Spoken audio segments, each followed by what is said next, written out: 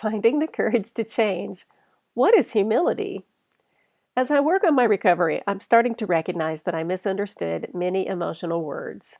Kids develop lots of mistaken ideas as they figure out the world, and I seem to have done a lot of that. For example, I never knew that the feeling of not good enough was shame. No one shamed me, but I felt deeply inadequate and not good enough because I took on the impossible job of people pleasing. Humility, humble, and humiliation are ideas that I really got confused about. I thought that humility was good and pride was bad. I thought that humility was being self deprecating.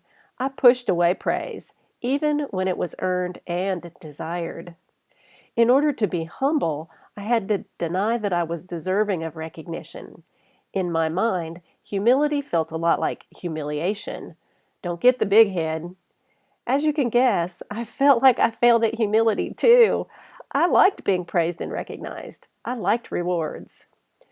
Today, I'm developing a healthier definition of humility. It's understanding that I don't know what's best for another person. It's recognizing that it's normal to make mistakes. That's how we learn. It's the willingness to ask for help.